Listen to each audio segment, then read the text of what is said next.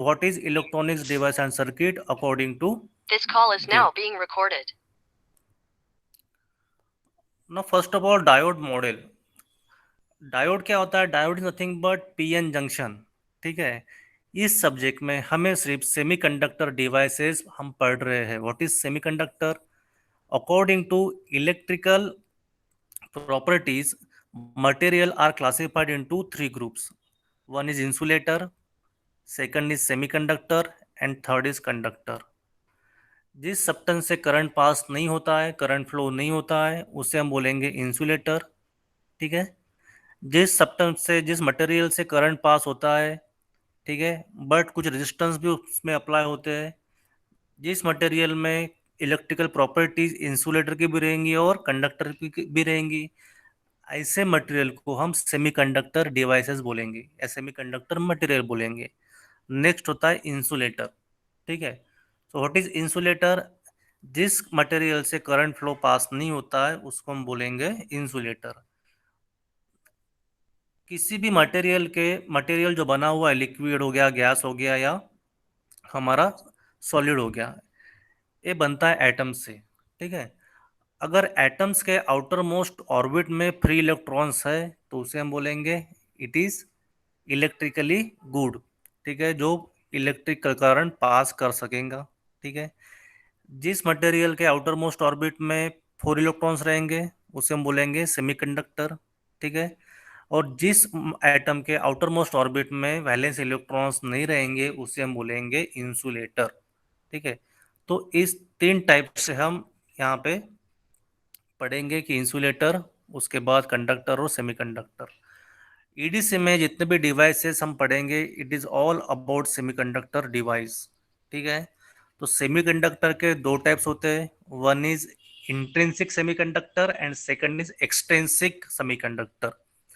Generally जो intrinsic semiconductor it is pure form semiconductor, जिसे हम बोलेंगे सिलिकॉन और जर्मेनियम। ठीक है, सिलिकॉन और germanium is nothing but, silica is nothing but, जो हम रेत देखते हैं मार्केट में, जो हमारे एटमॉस्फेयर में लार्जली अमाउंट में रेत उपलब्ध है और सिलिका उपलब्ध है, उसको हम बोलेंगे silicon. Silicon is nothing but our highly, जो हमारे एटमॉस्फेयर में अवेलेबल है, इसलिए इसका कॉस्ट भी थोड़ा कम होता है। तो it is a pure form of semiconductor, intrinsic semiconductor. इस सिलिकॉन में अगर हम एक्सटर्नल इंप्योरिटीज ऐड करते हैं तो बन जाएगा एक्सट्रिंसिक सेमीकंडक्टर। ठीक है, अब एक्सटर्नल इंप्योरिटीज के भी 2 टाइप होते हैं। One is trivalent impurities and second is pentavalent impurities। Silicon एक सेमीकंडक्टर है जिससे हम डायोड बना रहे हैं। ठीक है, आप आपके स्क्रीन पर डायोड का सिंबल भी आया होगा। डायोड में 2 लेयर होते हैं, one is P and second is an, और उसमें जंक्शन फॉर्म होता है जिसे हम बोलेंगे पी एन जंक्शन। ठीक है, P type material is form by adding trivalent impurities। ठीक है, by adding pentavalent impurities into the intrinsic semiconductor। ठीक है, और n type material is forming bye adding trivalent impurity into intrinsic semiconductor। ठीक है, silicon के आउटर मोस्ट ऑर्बिट में 4 electrons होते हैं।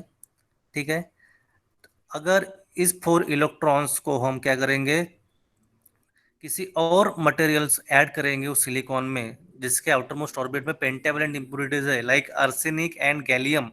आर्सेनिक और गैलियम एक ऐसे सब्सटेंस, ऐसे मटेरियल है जिसके एटम के आउटर मोस्ट ऑर्बिट में 5 इलेक्ट्रॉन्स रहेंगे। ठीक है, अब हम अगर इंट्रिंसिक सेमीकंडक्टर में, means pure form of semiconductor में, ये आर्सेनिक और गैलियम इंप्योरिटीज मिलाएंगे तो हमें इलेक्ट्रॉन्स फॉर्म होंगे, वैलेंस इलेक्ट्रॉन्स वहां पे, फ्री इलेक्ट्रॉन्स वहां पे फॉर्म होंगे। ठीक है, क्योंकि 4 इलेक्ट्रॉन्स और 4 इलेक्ट्रॉन्स का बॉन्डिंग बनेगा, और जो पेंटावेलेंट इम्प्योरिटीज का आखिरी जो इलेक्ट्रॉन्स रहेगा, ठीक है, जो फिफ्थ इलेक्ट्रॉन्स रहेगा, ये हमें फ्री मिलेगा। तो जैसे हम पेंटावेलेंट इम्प्योरिटीज ऐड करेंगे to the semiconductor, pure form of semiconductor, तो हमें एन टाइप मटेरियल मिलेगा। ठीक है, क्या मिलेंगे? एन टाइप मटेरियल मिलेंगे, इलेक्ट्रॉन्स मिलेंगे। देन अगर हम फॉस्फोरस और गैलियम ऐड करते हैं, फॉस्फोरस गैलियम के आउटर मोस्ट ऑर्बिट में 3 इलेक्ट्रॉन्स होते हैं, इसलिए हम उसको बोलेंगे ट्राइवेलेंट इम्प्योरिटीज। ठीक है, ये ट्राइवेलेंट इम्प्योरिटीज अगर हम प्योर फॉर्म ऑफ सेमीकंडक्टर में ऐड कर रहे हैं तो वहाँ पे नंबर ऑफ होल्स जनरेट होंगे, जितनी इम्प्योरिटीज हम ऐड करेंगे उतने होल्स वहाँ पे जनरेट होंगे और हमें पी टाइप ऑफ सेमीकंडक्टर वहाँ पे फॉर्म होगा। ठीक है। और ये जो ऐड कर रहे हैं इम्प्योरिटीज को, इसको हम बोलेंगे डोपिंग। ठीक है। तो प्योर फॉर्म ऑफ सेमीकंडक्टर में इम्प्योरिटीज ऐड करने के प्रोसेस को हम डोपिंग कहते हैं। The adding of external impurities to the pure form of semiconductor is called doping. ठीक है। In doping we are adding pentavalent and trivalent impurities in semiconductor and we form extrinsic semiconductor. जो अभी हमारे पास intrinsic semiconductor after doping, after adding pentavalent and trivalent impurities, हमारे पास जो material form होगा उसे हम बोलेंगे extrinsic semiconductor. It is not a pure form of semiconductor. अब जितने हम डोपिंग ऐड करेंगे उतना ज्यादा सेमीकंडक्टर का कंडक्टिविटी बढ़ते जाएगा। ठीक है। जितने नंबर ऑफ होल्स और नंबर ऑफ इलेक्ट्रॉन्स हम जनरेट करेंगे by adding pentavalent and trivalent impurities, उतना ज्यादा कंडक्टिविटी उस मटेरियल का ऐड होगा। ठीक है। और इंक्रीज होगा। जैसे हमें पी टाइप बनाना है, पी टाइप मटेरियल बनाना है, तो हम क्या करेंगे, पी टाइप मटेरियल के लिए हम ट्राइवेलेंट इम्प्योरिटीज ऐड करेंगे। ठीक है। गैलियम और फॉस्फोरस, उससे नंबर ऑफ होल्स ज्यादा मिलेंगे उस मटेरियल में। नंबर ऑफ होल्स जितने ज्यादा रहेंगे वो हमें क्या करेंगे, फ्री चार्ज कैरियर का काम करेंगे। ठीक है। उसी तरह जब हम ट्राइवेलेंट इम्प्योरिटीज में ऐड करेंगे, सॉरी पेंटावेलेंट इम्प्योरिटीज ऐड करेंगे, तो फ्री इलेक्ट्रॉन्स हमें वहां पे मिलेंगे। ठीक है।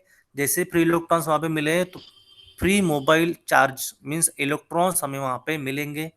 और इलेक्ट्रॉन्स का flow is nothing but current. ठीक है। तो फ्री इलेक्ट्रॉन जितने फ्लो होंगे उतना ज्यादा कंडक्टिविटी, रेजिस्टिविटी उसका डिक्रीज होगा और कंडक्टिविटी बढ़ेगा। ठीक है। तो इस टाइप से हम पी और एन टाइप मटेरियल बनाते हैं। और by adding P type and N type material together, जो मटेरियल जो डिवाइस फॉर्म होगा उसे हम बोलेंगे डायोड। तो diode is a single PN junction device with conductive contacts and wire leads connected to each region as shown in figure. One part of the diode is N-type semiconductor and another is P-type. The region is called cathode and P region is called anode. तो N region को हम क्या बोलेंगे यहाँ पे, cathode, और P region को बोलेंगे हम anode. The arrow in the symbol point in the direction of conventional current opposite to the electrons of opposite two electron flow. तो करंट, इलेक्ट्रॉन जो डायरेक्शन में फ्लो होगा उसके अपोजिट क्या फ्लो होगा, करंट। ठीक है। ये बेसिक चीजें है डायोड का। ठीक है। ये बेसिक्स है डायोड की कि डायोड कैसे बनता है, पी टाइप कैसे फॉर्म होता है, एन टाइप कैसे फॉर्म होता है। ठीक है।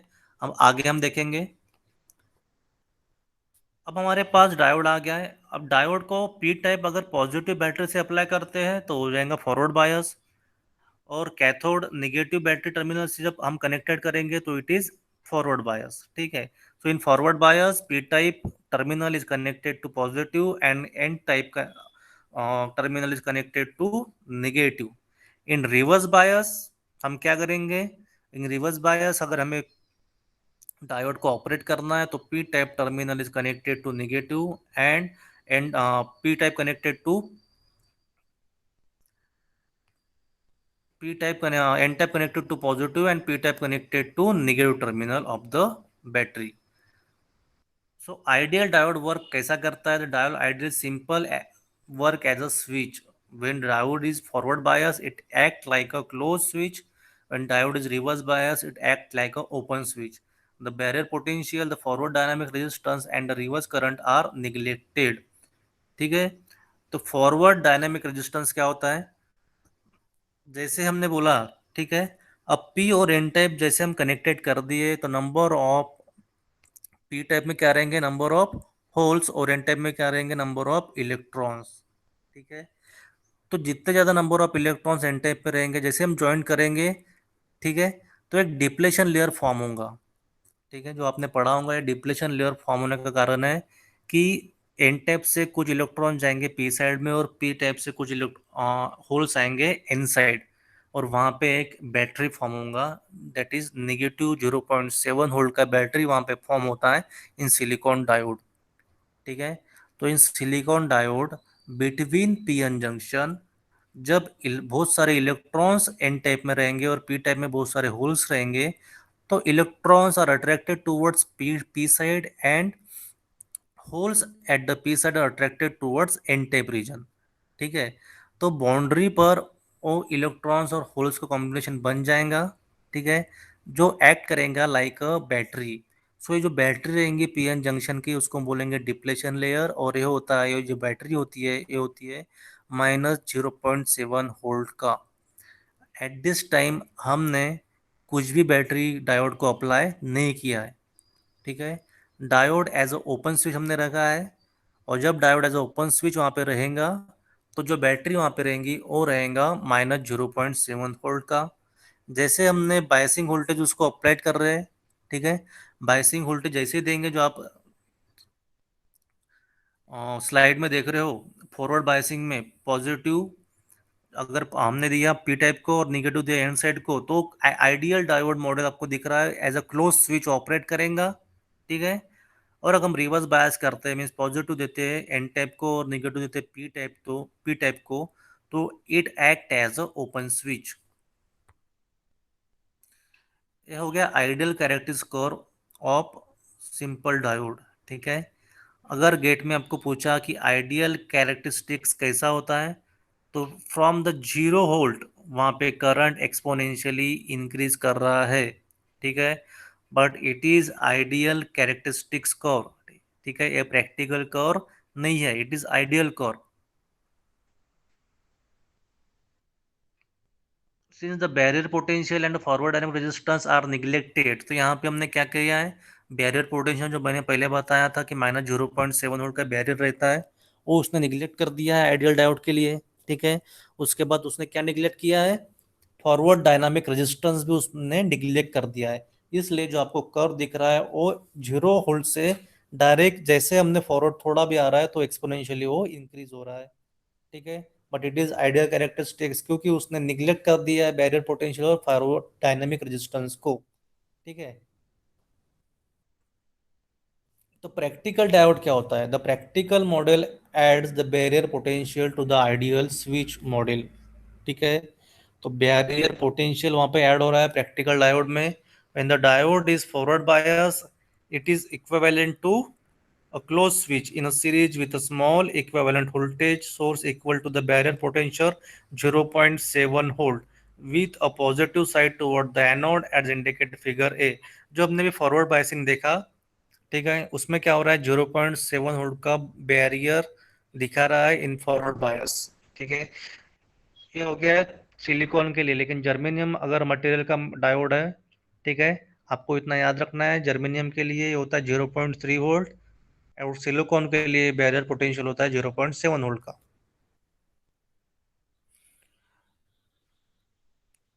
नाउ प्रैक्टिकल डायोड, अब प्रैक्टिकल डायोड में हम यहाँ पे देखेंगे लेफ्ट साइड में आपको दिख रहा है फॉरवर्ड बायस और राइट साइड में दिख रहा है रिवर्स बायस। फॉरवर्ड बायस में फिर से मैं बता रहा हूँ कि पी साइड कनेक्ट किया है पॉजिटिव को, और एन साइड कनेक्ट किया है निगेटिव को। In reverse bias P side connected to negative and N side connected to positive terminal of the battery. तो V F is nothing but forward voltage of the diode. जैसे ही हमने यहाँ पे battery apply किया, 0.7 तक barrier potential उसको current को पास नहीं होने देगा, इलेक्ट्रॉन्स का फ्लो नहीं होगा। But after 0.7 volt barrier potential वहां पे हट जाएगा और वहां पे करंट फ्लो होगा। Eight this time forward voltage of the diode is nothing but 0.7 volt. ठीक है, तो फॉरवर्ड वोल्टेज ऑफ डायोड यहाँ पे रहेगा 0.7 volt. At the other side reverse bias में diode act as a open switch, वहां से करंट पास नहीं होगा। ठीक है, because electrons are attracted towards negative terminal and holes are attracted towards positive terminal in reverse bias depletion layer gets increases। ठीक है, and in forward bias depletion layer gate decreases।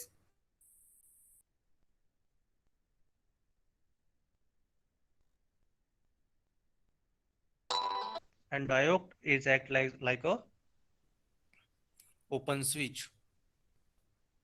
तो यहाँ पे हम देख रहे हैं characteristic curve of silicon diode. It is, ये आइडियल डायोड का नहीं है, ये होता है प्रैक्टिकल डायोड का। तो 0.7 वोल्ट तक करंट पास नहीं होगा, आफ्टर 0.7 वोल्ट वहां पे करंट पास होगा। It is nothing but forward voltage और knee voltage of the diode. तो सिलिकॉन डायोड का नी वोल्टेज होता है 0.7 volt, other side germanium diode का होता है 0.3 volt. When the diode is reverse bias, it equivalent to the open switch. अभी हमने बात की उस पे। The barrier potential does not affect reverse bias, so it is not a factor. Barrier potential वहाँ पे नहीं आएगा क्योंकि डिप्लेशन लेयर वहाँ पे इंक्रीज हो रहा है। The characteristic curve for the practical diode model is shown in figure. अभी हमने देखा कि 0.7 वोल्ट के बाद रैपिडली हमारा current that is forward current increase हो रहा है और वोल्टेज वहाँ पे कांस्टेंट रह रहा है। तो forward voltage of diode is nothing but 0.7 volt. So ये कुछ फार्मूले हैं जो गेट में पूछते हैं आपको। Forward current is determined as follows by the first applying Kirchhoff voltage law. अगर किंचॉफ वोल्टेज लॉ हमने अप्लाई किया, ठीक है, कौन से सर्किट में, इस सर्किट में अगर किंचॉफ फॉरवर्ड बायस में अगर अप्लाई किया, ठीक है, तो I think nothing but V bias battery का वोल्टेज सपोज 10 वोल्ट का हमने बैटरी दिया है, minus V F forward voltage diode का कितना 0.7 minus V R limit. So यहाँ पे V R limit is nothing but I R, ठीक है, जो करंट पास हो रहा है इनटू आर। तो रेजिस्टेंस में जितना वोल्टेज वो ले रहा है,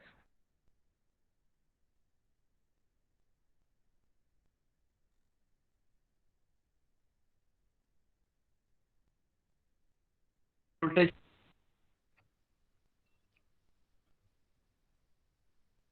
सपोज वहां पे 2 वोल्टेज का ड्रॉप हो रहा है किसमें, रेजिस्टेंस में, और 10 वोल्ट का बैटरी है, तो it is nothing but 10 - 0.7 minus 2 volt. तो 10 - 2.7 इट इज 7.3 वोल्ट का वहां पे हमें क्या मिलेगा, वोल्टेज मिलेगा अराउंड द सर्किट। ठीक है, तो अगर रेजिस्टेंस का वहां पे हमें वैल्यू दिया है तो उसको हम V bias minus V F करके रेजिस्टेंस से डिवाइड करेंगे तो हमें फॉरवर्ड करंट मिल जाएगा। तो आपको गेट में सर्किट देने के बाद वहाँ गेट के एग्जामिनेशन में सर्किट डायग्राम देंगे और आपको पूछेंगे कि determine the forward current through this circuit. तो फॉरवर्ड करंट डिटरमाइन करने के लिए हमारे पास वहाँ पे फार्मूला है, that is V bias minus V F upon R. तो यहाँ पे आपको ध्यान रखना है, वी बायस मीन्स हमने बैटरी कितने वोल्ट का लगाया है। सपोज मैं आपको दे रहा हूँ 10 वोल्ट का बैटरी वहाँ पे हमने लगाया minus V F, it is 0.7 volt.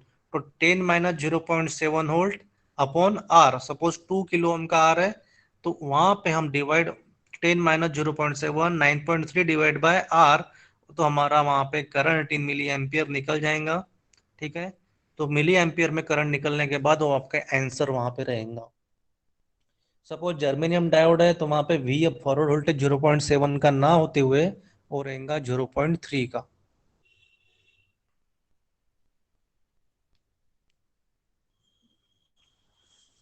अब डायोड का मॉडल कैसा होता है, ठीक है, the complete model of the diode consist of barrier potential, वहां पे रहेगा आपका forward dynamic resistance and internal reverse resistance.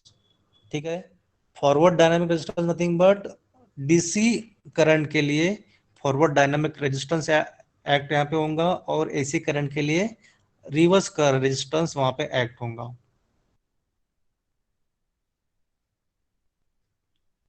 When the diode is forward bias, it acts as a closed switch in a series with the barrier potential voltage and the small forward dynamic resistance RD as indicated in figure. When the diode is in reverse bias, it acts as an open switch in parallel. तो जब reverse bias में वहां पे reverse resistance act होगा जो कि बहुत ज्यादा रहेगा, और फॉरवर्ड बायस में डीसी वोल्टेज के लिए फॉरवर्ड डायनामिक रेजिस्टेंस रहेगा जिसे हम डिनोट करते हैं स्मॉल आर डी से। The barrier potential does not affect the reverse bias, so it is not a factor. अब यहाँ पे हम देखेंगे कि 0.7 वोल्ट का वहां पे फॉरवर्ड रेजिस्टेंस है, और जो आरडी आपको दिख रहा है it is nothing but dynamic resistance.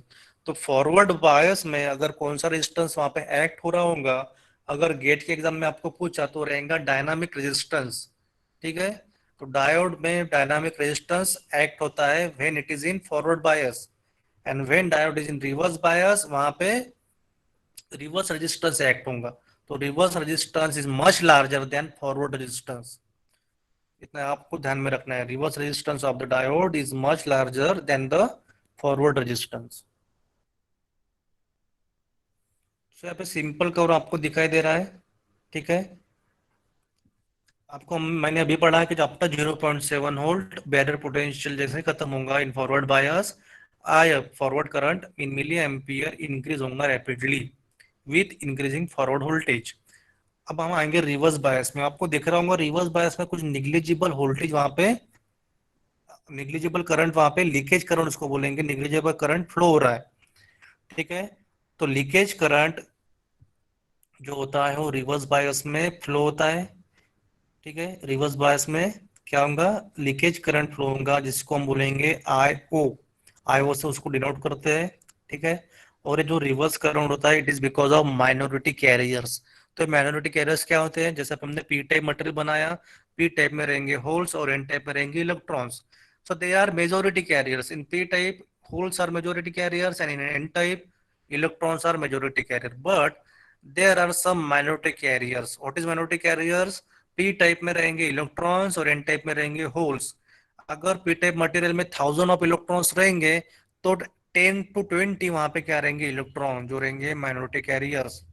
ठीक है, उसी प्रकार इन एन टाइप मटेरियल अगर 10 to 1000, सॉरी 1000 to 10,000 वहां पे इलेक्ट्रॉन्स रहेंगे तो वहां पे रहेंगे 10 to 20 होल्स। मीन्स 10 से 20 वहां पे होल्स रहेंगे। अगर 1000 से 10,000 तक वहां पे इलेक्ट्रॉन्स है एन टाइप मटेरियल में, तो इलेक्ट्रॉन्स को हम बोलेंगे मेजोरिटी कैरियर्स। इन एन टाइप अगर 10 से 20 क्वांटिटी तक वहां पे होल्स है जो माइनॉरिटी कैरियर्स है, तो उसको हम बोलेंगे माइनॉरिटी कैरियर्स। आपको इतना ध्यान में रखना है कि एन टाइप माइनॉरिटी कैरियर्स क्या होते हैं, holes, and in P type minority carriers रहेंगे electrons. So because of this electrons, ठीक है, जैसे हमने रिवर्स बायस अप्लाई किया लेकिन माइनॉरिटी कैरियर फ्लो होगा बिकॉज उसको फॉरवर्ड बायस मिल जाएगा। ठीक है, तो because due to this minority carrier some leakage current in reverse bias में फ्लो होगा, जिसको हम बोलेंगे small reverse current due to the high reverse resistance. ठीक है, और ये लीकेज करंट फ्लो होता है due to minority carriers.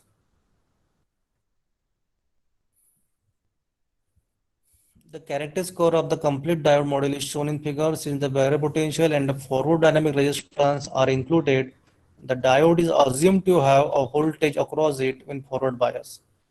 This forward voltage nothing but 0.7 volt हम अभी मैंने आपको बताया। ठीक है, the reverse current is taken into account with the parallel resistance and indicated by the portion of the core to the left of the region। ठीक है, तो आपको अगर फॉरवर्ड वोल्टेज निकालना है तो नथिंग बट हो जाएगा वो। अब डायरेक्ट फुल फार्मूला में आएंगे। ठीक है, अभी तक हम क्या करते थे, वहां पे डायनामिक रेजिस्टेंस को निग्लेक्ट कर दिया अपन। अभी यहाँ पे हम डायनामिक रेजिस्टेंस अगर दिया है किसी क्वेश्चन में तो डायनामिक रेजिस्टेंस को ऐड करना पड़ेगा।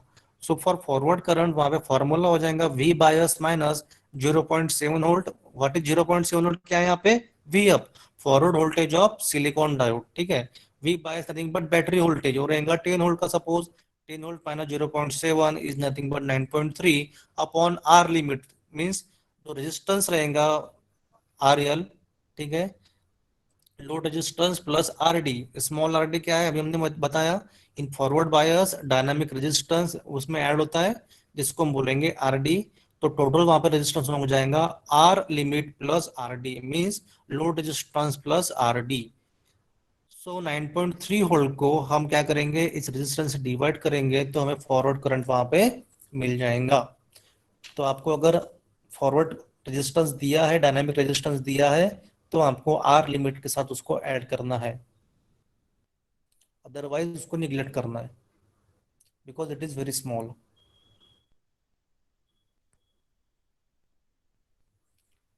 अभी देखो यहाँ पे एक एग्जांपल है। ठीक है, अभी हमने पढ़ा, इस टाइप के क्वेश्चन गेट के एग्जामिनेशन में आते हैं। इसने यहाँ पे दिया है 10 वोल्ट का बैटरी दिया है जिसको हम बोलेंगे वी बायस। आर लिमिट दिया है उसने 1 kilo Om, that is internal resistance उसने ऑलरेडी दे के रखा है 1 किलो ओम का, और दिया है डायोड। ठीक है, अब देख रहे हैं cathode is connected to the ground और positive terminal of the battery is connected to the, कहाँ पे कनेक्टेड है positive terminal of the battery, anode को। So this diode act as a forward बायस।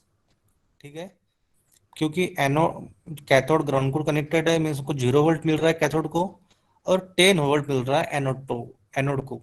तो 10 कंपेयर करेंगे 0 से तो पॉजिटिव पोटेंशियल मिल रहा है एनोड को, और निगेटिव पोटेंशियल मिल रहा है कैथोड को, तो diode act as a forward bias, यहाँ पे डायोड कंडक्ट करेगा, ठीक है।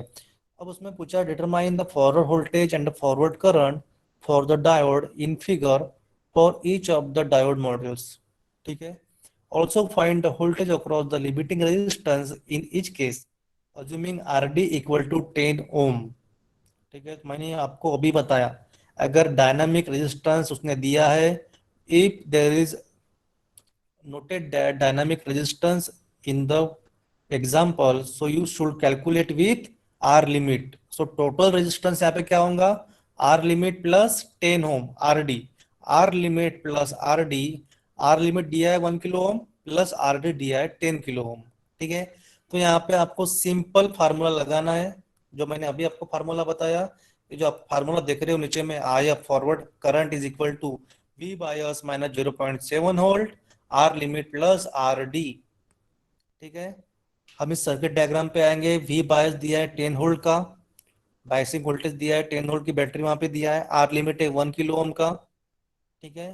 तो सिंपल यहाँ पे किंचॉफ लॉ लगाएंगे, ठीक है। V bias minus V F, यहाँ पे उसमें दिया नहीं है डायोड सिलिकॉन है कि जर्मेनियम है, तो ऐसे केस में हम उस अज्यूम करेंगे कि diode is silicon, silicon diode, ठीक है। अगर केसेस किसी केस में दिया नहीं है कि डायोड सिलिकॉन है कि जर्मेनियम है, तो आइडियली हम सिलिकॉन को कंसिडर करेंगे, और सिलिकॉन डायोड का फॉरवर्ड वोल्टेज होता है 0.7 वोल्ट, ठीक है। तो 10 - 0.7 volt upon 1 kilo ohm plus 10 ohm, ठीक है।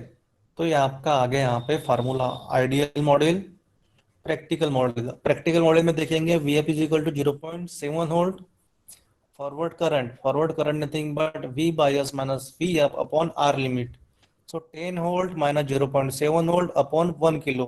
तो यहाँ पे फॉरवर्ड करंट मिल रहा है 9.3 मिली एम्पियर का। बट अगर हम यहाँ पे देखेंगे कंप्लीट मॉडल, प्रैक्टिकल मॉडल देखा, आइडियल मॉडल देखा, लेकिन एक्चुअल में जो सर्किट डायग्राम दिया है उसमें उसने आरडी दिया है, दैट इज डायनामिक रेजिस्टेंस दिया है 10 किलो ओम, 10 ओम का, ठीक है। तो सबसे नीचे में जो डेरिवेशन है वो हम लेंगे 10 volt minus 0.7 volt upon 1 kilo ohm plus 10 ohm, means equal to 9.3 volt upon 1010 ohm. और यहाँ पे जो प्रैक्टिकल मॉडल में हमने देखे कि 9.3 मिली एम्पियर फॉरवर्ड करंट वहां पे फ्लो होगा। अब जब हम प्रैक्टिकल इसमें आएंगे, सॉरी जब हम इसमें कंप्लीट मॉडल में आएंगे, तो यहाँ पे डायनामिक रेजिस्टेंस जब ऐड करेंगे तो फॉरवर्ड करंट वहां पे डिक्रीज होगा, बिकॉज हमने यहाँ पे आर डी ऐड किया हुआ है विद आर लिमिट, ठीक है। तो यहाँ पे फॉरवर्ड करंट वहां पे आ जाएगा 9.21 मिली एम्पियर, क्लियर है। तो जो 9.3 मिली एम्पियर कब मिला, without RD, without dynamic resistance, और with dynamic resistance forward current is nothing but 9.2 milli ampere. उसके बाद उसने पूछा रिवर्स वोल्टेज कितना है, reverse voltage nothing but 0.7 volt plus I F into R D, ठीक है। 0.7 इंटू 9.21 इंटू 10 ओम हो जाएगा 792 मिली वोल्ट, ठीक है। तो V R minus I F limit is nothing but 9.21, so simple है, ठीक है। यहाँ पे हमने फॉरवर्ड करंट निकाला। फिर से हम यहाँ पे देखेंगे, ये सर्किट डायग्राम है एग्जांपल 1 में, ठीक है। डायनामिक रेजिस्टेंस दिया हुआ है, बैटरी दिया हुआ है 10 वोल्ट का, सिंपल फार्मूला लगाया हमने, total battery voltage V bias 10 volt minus forward voltage 0.7 volt upon V R, that is resistive load या internal resistance minus dynamic resistance plus dynamic resistance. तो इन प्रॉब्लम एग्जांपल में डायनामिक रेजिस्टेंस दिया था, इसलिए हमने वो ऐड कर दिया। अब एग्जांपल 2 पे हम आएंगे। नाउ इट इज एग्जांपल 2, ठीक है। यहाँ पे क्या दिया, determine the reverse voltage and reverse current, ठीक है। यहाँ पे रिवर्स करंट और रिवर्स वोल्टेज उसने बोला है। At this time diode act as a reverse bias, क्योंकि anode is connected to the ground and positive terminal of the battery is connected to the cathode terminal of the diode. Cathode से positive terminal connected है और anode ground को connected है, means this diode act as a reverse bias. In reverse bias मैंने पहले बताया forward voltage नहीं रहेगा, फॉरवर्ड वोल्टेज रहेगा 0 volt, because in this case this diode act as a open switch. ठीक है, तो इसमें फॉरवर्ड करंट फ्लो नहीं होगा। ठीक है, रिवर्स वोल्टेज क्या आएगा, 5 वोल्ट जितना दिया है उतना ही आएगा। और वी आर लिमिट में यहाँ पे भी आएगा 0 वोल्ट। क्यों? क्योंकि diode act as a open switch. ठीक है, तो reverse current is equal to 1 micro ampere. हमने वोल्टेज निकालना है, V equal to nothing but I R. 1 micro ampere into 1 kilo ohm equal to 1 milli volt is your reverse voltage. ठीक है, तो we limit जो हम देख रहे हैं कि डायोड से कितना करंट, सॉरी रेजिस्टेंस से कितना करंट फ्लो हो रहा है। ठीक है, वो हम देख रहे हैं। तो रेजिस्टेंस से जो करंट फ्लो हो रहा है उसको हम बोलेंगे V R limit, means voltage at resistance R limit. तो ये हमारे पास फार्मूला है, 1 micro ampere into R limit जो दिया हुआ है 1 kilo ohm is equal to 1 milli volt.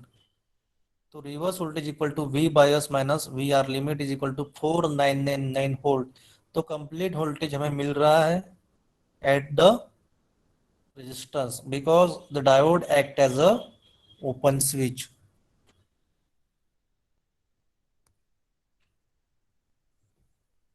तो यहाँ पे हम देखेंगे बाद में कुछ डायोड के यहाँ पे डिजाइन दिए हुए हैं। ठीक है, Zener diode, tunnel diode, varactor diode. ठीक है, इस टाइप से रहते हैं। उसके बाद आप करेंगे एलईडी। तो इस कुछ डायोड्स के यहाँ पे डिजाइन दिए हुए हैं।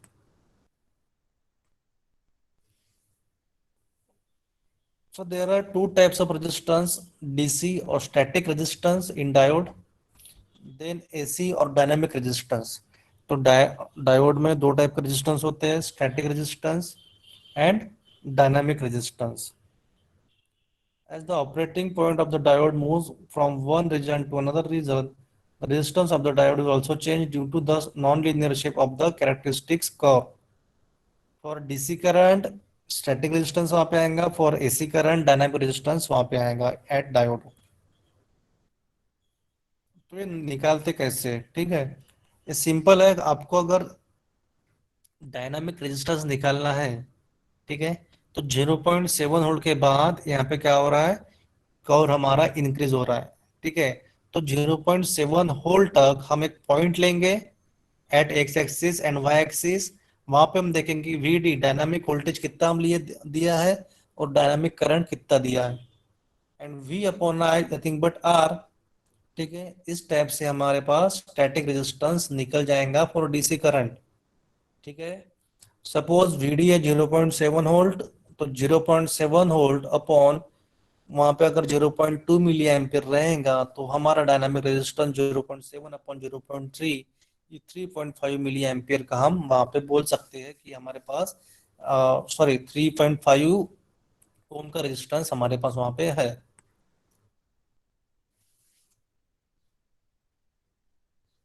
अब हम देखेंगे voltage and current characteristics of the diode.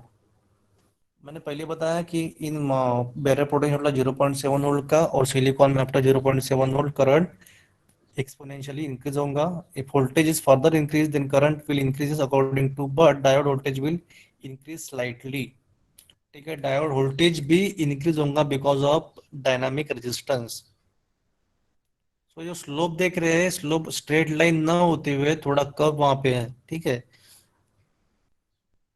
अगर आपको यहाँ पे दिख रहा होगा तो del I up is nothing, एक कौन सा भी हमने पॉइंट लिया उस कर्व पर, और change in current with respect to change in voltage. ठीक है, del I up is nothing but change in current and del V F is nothing but change in voltage.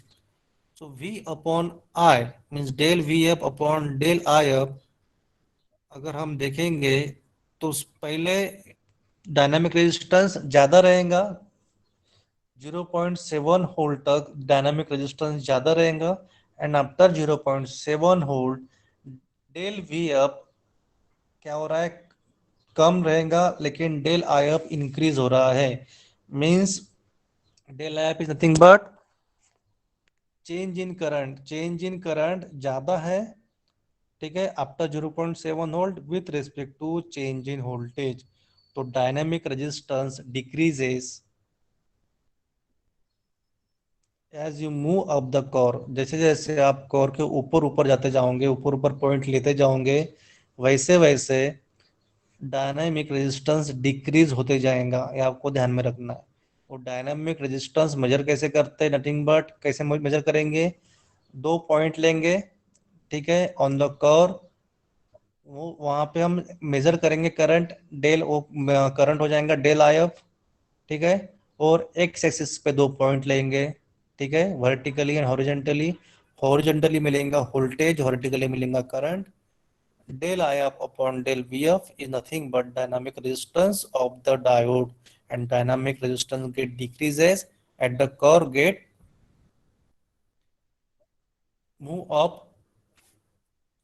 जैसे जैसे कर्व आगे बढ़ते जाएगा डायनामिक रेजिस्टेंस डिक्रीज होते जाएगा। और एक कर्व आगे कैसे बढ़ेगा, जैसे जैसे हम इनपुट वोल्टेज इंक्रीज करेंगे, हमारा कर्व इंक्रीज होते जाएगा।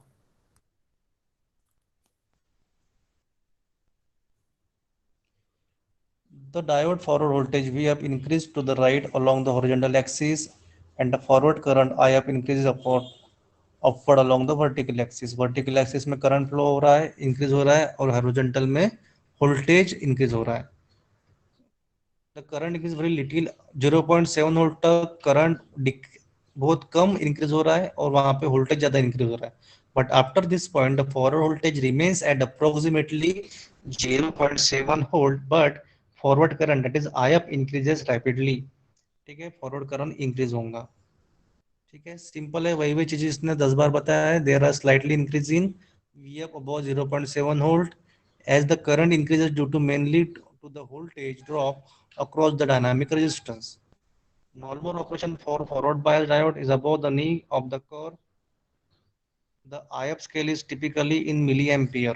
ठीक है, तो जो आप डायनामिक रेजिस्टेंस मूव मेजर करोगे आफ्टर 0.7 वोल्ट के बाद आपको मेजर करना है। तो डायनामिक रेजिस्टेंस का इफेक्ट क्या होता है, ठीक है। Unlike a linear resistance, the resistance of the forward bias diode is not constant over the entire curve,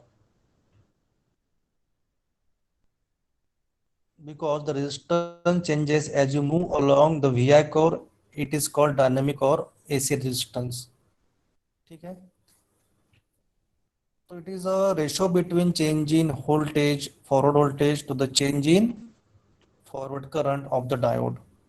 Internal resistance of electron device are usually designed by lowercase r or denoted by lowercase RD। Dynamic resistance of the diode is denoted by RD, and RD is nothing but del VF upon del IF।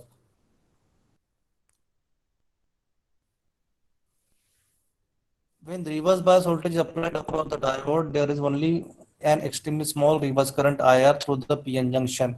With zero volt across the diode, there is no reverse current। तो मैंने अभी पहले ही बताया आपको कि reverse current वहां पे flow होगा ड्यू टू माइनॉरिटी कैरियर, जिसको हम बोलेंगे leakage current of the diode. अगर वो 0 वोल्ट है तो वहां पे लीकेज करंट फ्लो नहीं होगा। But as you gradually increase the reverse bias voltage, there is very small reverse current and the voltage across the diode increases. 0 volt से जैसे हम इनपुट वोल्टेज इंक्रीज करेंगे इन रिवर्स बायस, तो वहां पे लीकेज करंट फ्लो होगा in reverse direction. When the applied bias voltage increases to the value where the reverse voltage across the diode VR reaches the breakdown voltage, the reverse current begins to increase rapidly।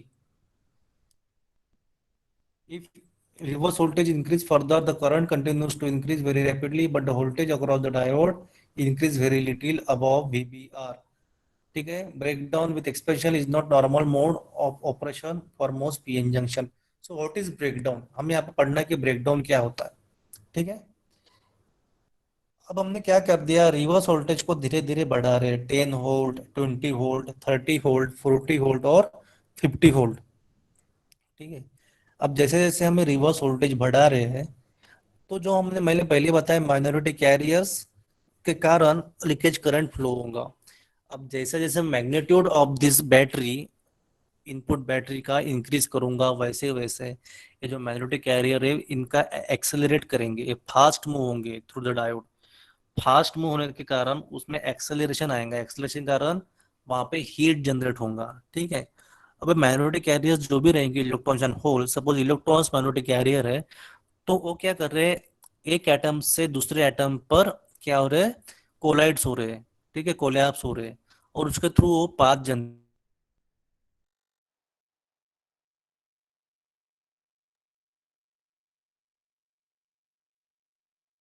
Wire, जैसे जैसे मैं input voltage increase करूंगा, ठीक है, वैसे वैसे acceleration बढ़ते जाएगा। 10 वोल्ट, 20 वोल्ट, 30 वोल्ट, 40 वोल्ट।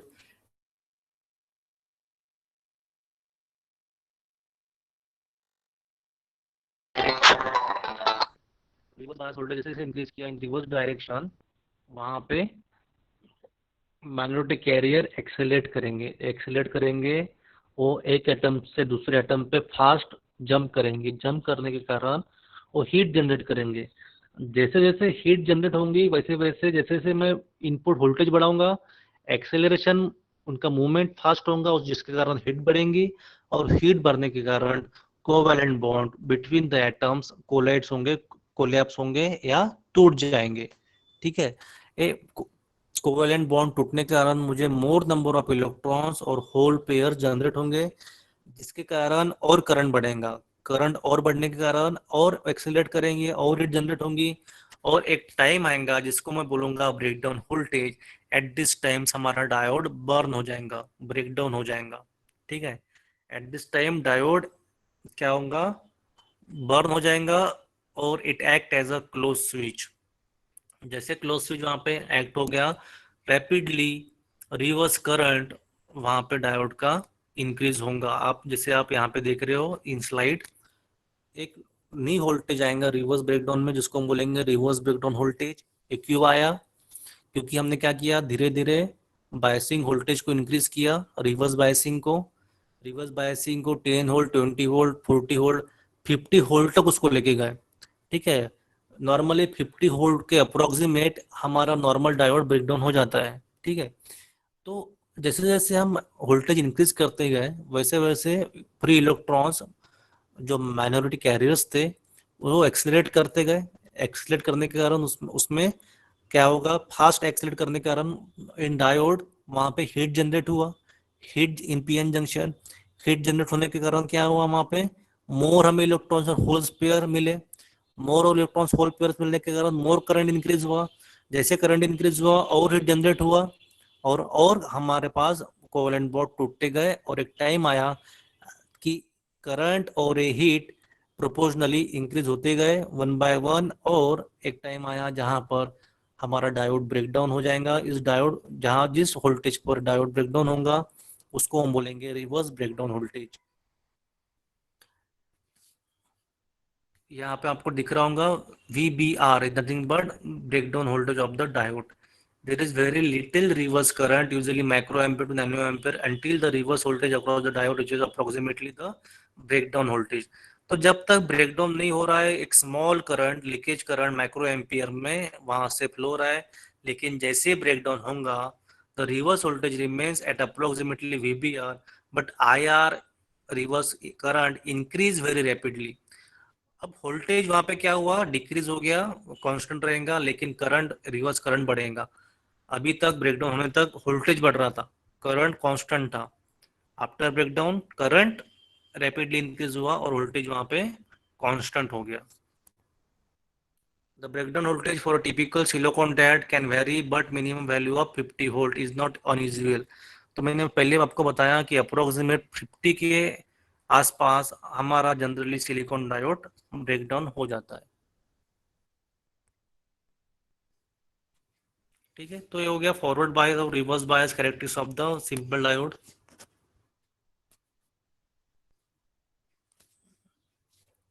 अब हम देखेंगे effect of temperature in forward bias.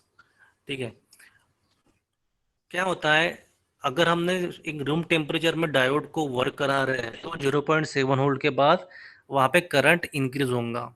ठीक है, करंट इंक्रीज होगा बट ग्रेजुअली थोड़ा थोड़ा वहाँ पे वोल्टेज भी इंक्रीज होते जाएगा। लेकिन जैसे जैसे हम रूम टेम्परेचर इंक्रीज करेंगे, जैसे डायोड किसी इंडस्ट्रियल अप्लायंस में वर्क हो रहा है जहाँ पे हीट ज़्यादा है, तो हीट के कारण क्या हो रहा है, वहाँ पे मोर इलेक्ट्रॉन्स एंड होल्स पेयर मिलेंगे। जैसे जैसे डायोड का टेम्परेचर बढ़ते जाएगा वैसे वैसे डायोड का कंडक्टिविटी इंक्रीज होता है। ये आपको ध्यान में रखना है कि जैसे जैसे डायोड का टेम्परेचर इंक्रीज होगा वैसे वैसे डायोड का कंडक्टिविटी भी इंक्रीज होगा। ठीक है, तो हम देख रहे हैं यहाँ पे जो ब्लू लाइन है इन फॉरवर्ड बायस हम देख रहे हैं, इन फॉरवर्ड बायस में हम देखेंगे कि जो ब्लू लाइन है, ब्लू लाइन में एक नॉर्मल रूम टेम्परेचर है जहाँ पे 0.7 वोल्ट के बाद वहाँ पे क्या हो गया, रैपिडली करंट इंक्रीज हो गया और जंक्शन पीएन जंक्शन बैरियर टूट गया और एक फॉरवर्ड करंट स्टार्ट हो गया फ्लो करना। बट जैसे वैसे room temperature +25 degree Celsius, means हमने इसको 25 डिग्री से ज़्यादा बढ़ा दिया डायोड के टेम्परेचर को, तो वहाँ पे आप देख रहे हो रेड लाइन में कि डायोड 0.7 वोल्ट पर कट ऑफ न होते हुए, 0.7 पर ब्रेक न होते हुए वो 0.6 पर ही क्या हो रहा है, ब्रेक हो रहा है। ठीक है, तो 0.7 पर ही वो वहाँ पे बैरियर पोटेंशियल क्या कर रहा है, कट हो रहा है और वहाँ पे एक्सपोनेंशियली करंट इंक्रीज हो रहा है, दैट इज फॉरवर्ड करंट। तो जैसे जैसे डायोड का फॉरवर्ड वोल्टेज सॉरी डायोड का टेम्परेचर इंक्रीज होते जाएगा वैसे वैसे पर डिग्री सम अमाउंट में ब्रेकडाउन वोल्टेज डिक्रीज होते जाएगा। मीन्स 0.7 वोल्ट पर फॉरवर्ड बायस में जो ब्रेकडाउन हो रहा था जिसको हम बोलेंगे knee voltage, so knee voltage of the diode get decreases with increase in voltage. जैसे जैसे इंक्रीज हो रहा है वोल्टेज वैसे वैसे 0.7 माइनस डेल वोल्ट, मीन्स उतने अमाउंट में वोल्टेज वो क्या होगा, डिक्रीज करेगा। सपोज यहाँ पे अप्रोक्सीमेट हम ले रहे हैं इस डायग्राम में कि 0.7 वोल्ट पर ब्रेक हो रहा था एट 24 डिग्री सेल्सियस, बट और अगर 24 डिग्री सेल्सियस में ऐड कर दिया मीन्स 50 डिग्री पर हो 0.6 वोल्ट पर ही ब्रेक डाउन हो रहा है। तो जल्दी ब्रेक डाउन होता है, जैसे जैसे टेम्परेचर बढ़ते जाएंगे ब्रेक डाउन जल्दी जल्दी होते जाएगा। Break down get decreases, break down voltage get decreases at increase in temperature. ठीक है, उसी प्रकार रिवर्स बायस में भी हो रहा है। जैसे हमने breakdown temperature sorry temperature of the diode बढ़ा दिए, रिवर्स ब्रेकडाउन वोल्टेज थोड़ा बढ़ेगा। ठीक है, बढ़ने के बाद रैपिडली वो ब्रेकडाउन वोल्टेज भी वहां पे इंक्रीज होगा। सो इन रिवर्स ब्रेकडाउन उसका उल्टा हो रहा है, फॉरवर्ड बायस में ब्रेकडाउन जल्दी हो रहा है लेकिन इन रिवर्स बायस ब्रेकडाउन बाद में हो रहा है। ठीक है,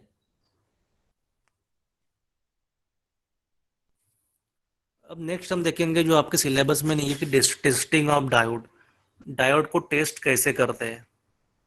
ठीक है, अब डायोड क्या है, डायोड को टेस्ट करना कि डायोड फॉल्टी है कि बराबर है कि नहीं है। ठीक है, ये टेस्ट करने के लिए हमारे पास दो ऑप्शन है, हम मल्टीमीटर से उसको टेस्ट कर सकते हैं।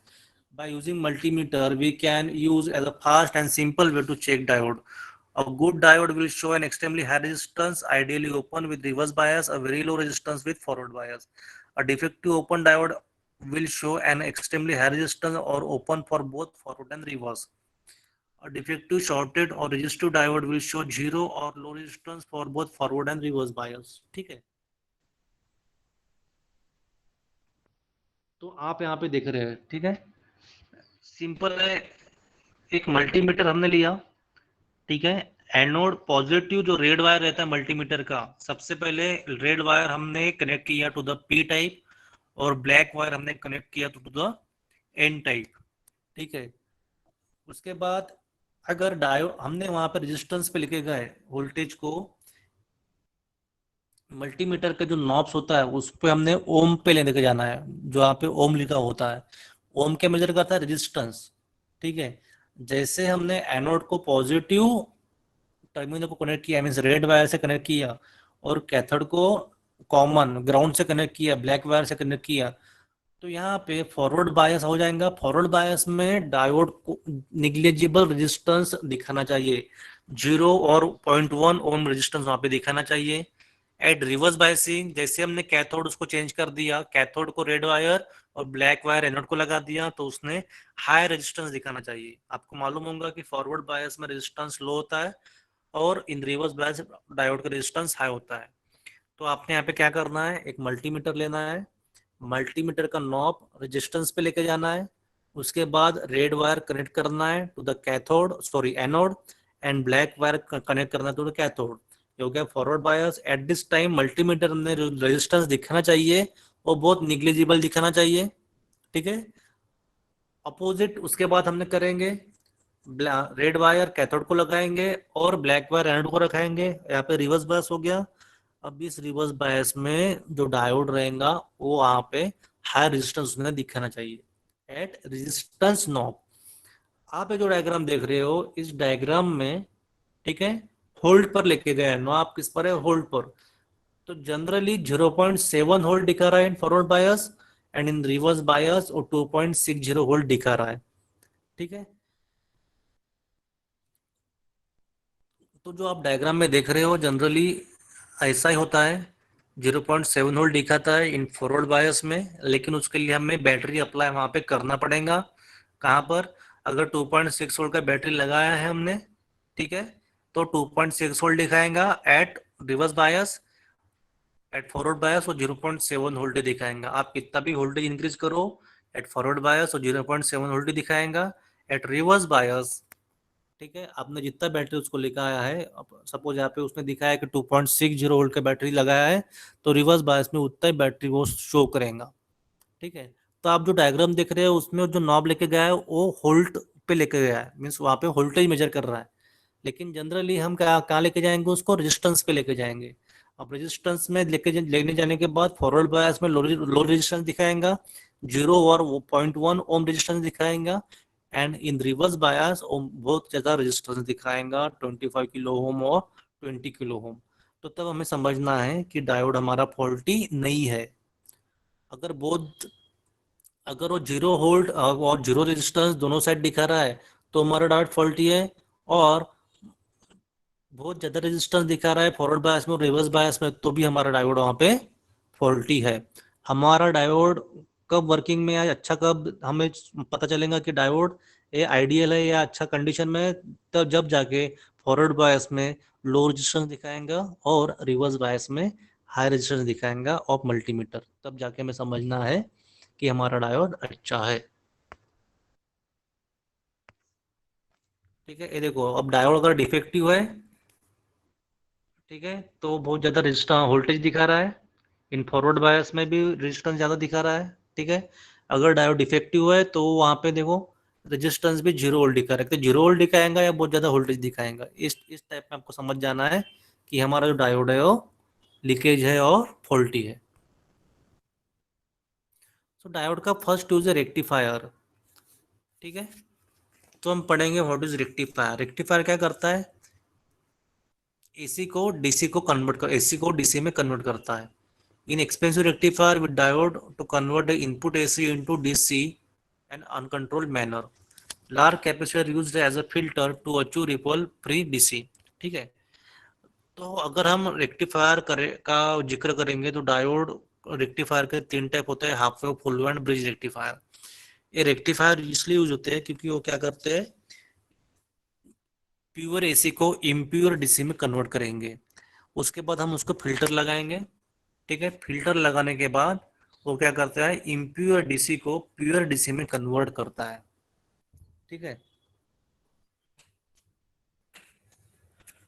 अब जैसे आप यहाँ पे देख रहे हो, during positive half cycle diode conduct करेगा, ठीक है, और during negative half cycle diode conduct नहीं करेगा। ये जो सर्किट है, ये सर्किट किसका है, हाफ वेव रेक्टिफायर का, ठीक है। So during positive half cycle diode conduct करेगा, और during negative half cycle diode conduct नहीं करेगा। और मैं आउटपुट में जो आउटपुट दिखेगा वो आपके राइट साइड में दिख रहा होगा ग्राफ में, ठीक है। तो हमें वहां पे रिपल मिलेंगे, ripple in one direction means positive half cycle वहां पे मिलेंगे। ठीक है, during the negative half cycle diode conduct नहीं कर रहा है और आउटपुट वोल्टेज हमें जीरो मिल रहा है। ठीक है, और at the positive half cycle V zero is equal to source voltage. उसके बाद half wave rectifier with filter. As the input voltage rises during the first quarter cycle, the diode is on and the capacitor charges up to the peak value of the input voltage. At the peak of the input, the diode current rises to reverse, the diodes cut off and the capacitor discharge exponentially. ठीक है, तो हमें जो output मिल रहा था वहां, वो output अभी किसको दे रहे हैं हम? कैपेसिटर को। हाफ वेव रेक्टिफायर का जो आउटपुट है हमने कैपेसिटर को दिया। कैपेसिटर के प्रॉपर्टीज होती है, कोई चार्ज को स्टोर करता है और थ्रू रजिस्टर वो डिस्चार्ज करता है। लेकिन डिस्चार्ज टाइम बहुत कम रहे, ज्यादा रहेगा। ठीक है, डिस्चार्ज टाइम ज्यादा होने के कारण जो आपको कर्व दिख रहा है, पीक पर क्या हो रहा है, पीक पर हमें वो वोल्टेज दिख रहा है आफ्टर पीक पॉइंट, और धीरे धीरे डिस्चार्ज हो रहा है। जैसे जैसे धीरे धीरे डिस्चार्ज होगा सेकंड हाफ में आ जाए वहां पे आ जाएगा, फिर से वो पीक पर आ जाएगा। ठीक है, तो हम यहाँ पे क्या करते हैं, रिपल फैक्टर हटा रहे हैं बाय यूजिंग कैपेसिटिव फिल्टर। ठीक है, बाय यूजिंग कैपेसिटिव फिल्टर हम वहां पे रिपल फैक्टर हटा रहे हैं। कैपेसिटर चार्ज होगा, उसके बाद कुछ टाइम लेगा डिस्चार्ज करने के लिए। लेकिन जैसे कुछ टाइम तक वो जीरो वोल्ट तक नहीं आ रहा है, सिर्फ 30% ही वोल्टेज ड्रॉप होने के बाद सेकंड में क्या आ रहा है, नेक्स्ट हाफ साइकिल आ जा रहा है, जिसके कारण फिर से उसका वोल्टेज बढ़ेगा कैपेसिटर में का, और वो वोल्टेज हमें आउटपुट में आरएल से ले सकेंगे। तो आरएल में जो आउटपुट आ रहा है और जो आपको ऊपर वाली लाइन दिख रही है, वो आपका वी जीरो आउटपुट रहेगा। ठीक है, तो रिपल फैक्टर कंप्लीटली वहां पे एलिमिनेट हो जाएंगे और हमें इम्प्योर डीसी का प्योर डीसी वहां पे मिलेगा। अब यहाँ पे देखेंगे full wave rectifier. During positive half cycle D1 conduct करेगा। ठीक है, और during negative half cycle D2 conduct करेगा। इसे हम बोलेंगे centre tap full wave rectifier. ठीक है, जब ऊपर में पॉजिटिव हाफ साइकिल रहेगा तो नीचे में नेगेटिव हाफ साइकिल रहेगा। ठीक है, और जब ऊपर में नेगेटिव हाफ साइकिल रहेगा तो नीचे में पॉजिटिव हाफ साइकिल रहेगा। फर्स्ट हाफ साइकिल में D1 कंडक्ट करेगा। ठीक है, सेकंड हाफ साइकिल में D2 कंडक्ट करेगा, और ये D1 और D2 का वेवफॉर्म हम आर में ले सकेंगे। तो कंटिन्यू रिपल हमें वहां पे मिल रहा है, कंटिन्यू हाफ साइकिल वहां पे आएंगे। ये जो आउटपुट होगा फुल रेक्टिफायर का, हम फिर से कैपेसिटर को दे रहे हैं। कैपेसिटर फिर चार्ज हो रहा है और डिस्चार्ज हो रहा है थ्रू आर, फिर चार्ज हो रहा है नेक्स्ट साइकिल में, फिर डिस्चार्ज हो रहा है थ्रू आर। ठीक है, तो एट दिस टाइम जो आउटपुट हम ले रहे हैं वो कैपेसिटर से ले रहे हैं, और कैपेसिटर में वोल्टेज जीरो तक नहीं जा रहा है, वो थोड़ा, अगर पीक टू पीक 5 वोल्ट है तो वे 4 वोल्ट तक जाने के बाद फिर से नेक्स्ट हाफ साइकिल आएगा और फिर से वो 5 वोल्ट तक जाएगा। मीन्स 5 से लेके 4 वोल्ट तक वो हमें आउटपुट देगा, और एवरेज अगर हम निकालेंगे तो 4.5 वोल्ट कांस्टेंट वोल्टेज आउटपुट में हमें मिलेगा, जो कि डीसी वोल्टेज रहेगा। तो कैपेसिटर यहाँ पे क्या क्या काम कर रहा है, इम्प्योर डीसी को प्योर डीसी में कन्वर्ट कर रहा है।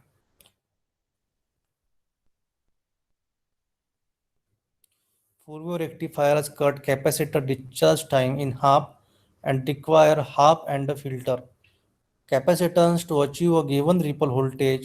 All specifications are the same as for half wave rectifier. ठीक है, reversing polarity of the diode give full wave voltage and negative output voltage. उसके बाद हम देखेंगे bridge rectification, full wave bridge rectification. यहाँ पे during positive half cycle D2 और D3 conduct करेगा, सॉरी D2 और D4 कंडक्ट करेगा, और during negative half cycle D1 और D3 कंडक्ट करेगा। और सेम आउटपुट हमें मिलेगा as a full wave rectifier का, जो हम कैपेसिटर को दे रहे हैं। कैपेसिटर फिर उसको क्या करेगा, फिल्टर करेगा, उसमें से रिपल फैक्टर निकालेगा, और प्योर एसी और pure DC current, DC voltage, DC supply, DC signal हमें आउटपुट में मिलेगा। ठीक है, तो आउटपुट वोल्टेज में क्या मिलेगा मुझे, DC voltage.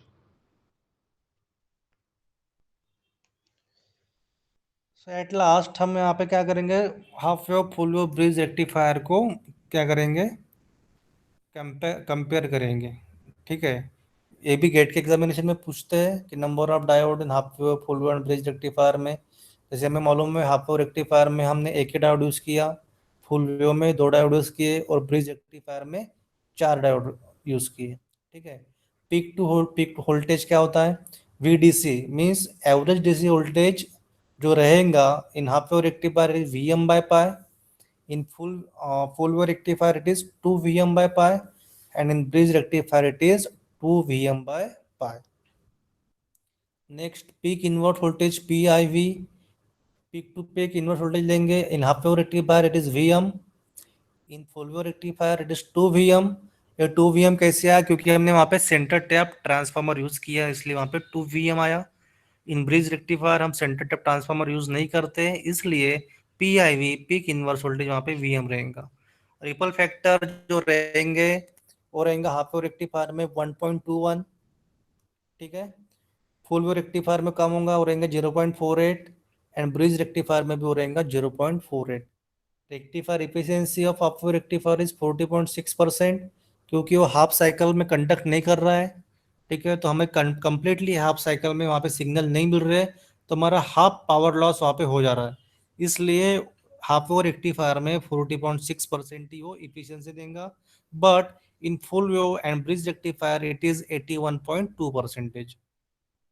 Then transformer utilization factor, transformer utilization factor होता है 0.287 for half wave rectifier, for full wave rectifier it is 0.693, and for bridge rectifier it is 0.812।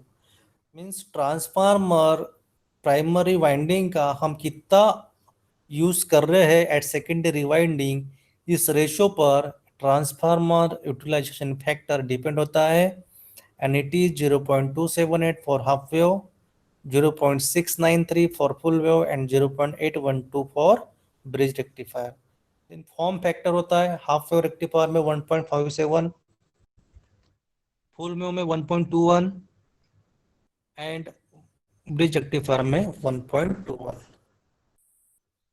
ये कुछ टर्म्स है।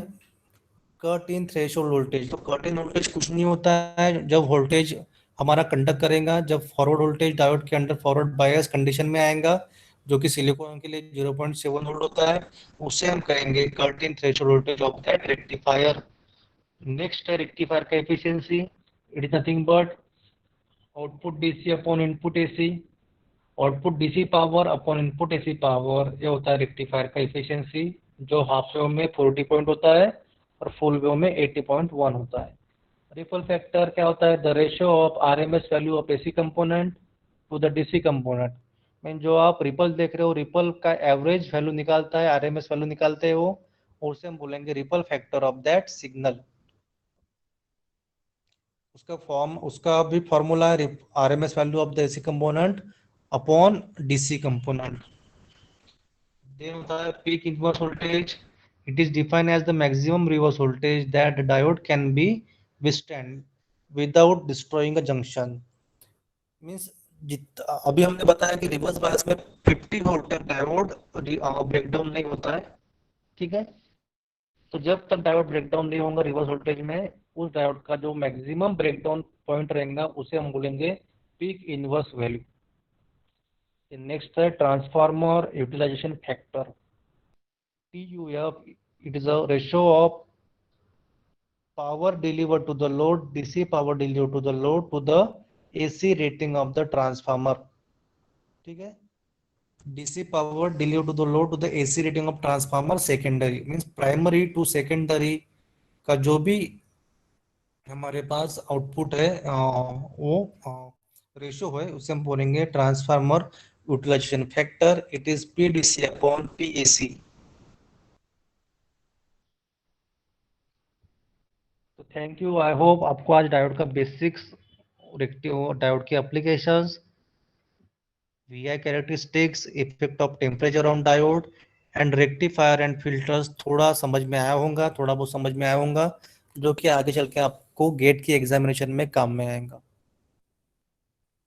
आज का लेक्चर, आज का सेशन हम यही स्टॉप करते हैं। नेक्स्ट लेक्चर में हम क्लीपर क्लैंपर सर्किट देखेंगे, zener diode as a voltage regulator देखेंगे, और बीजेटी देखेंगे कि बीजेटी वर्क कैसे करता है, and other parameters of bipolar junction transistor. So thank you guys, हम यहाँ, थैंक यू स्टूडेंट्स, हम यहाँ पे ये सेशन स्टॉप करते हैं, एंड थैंक यू।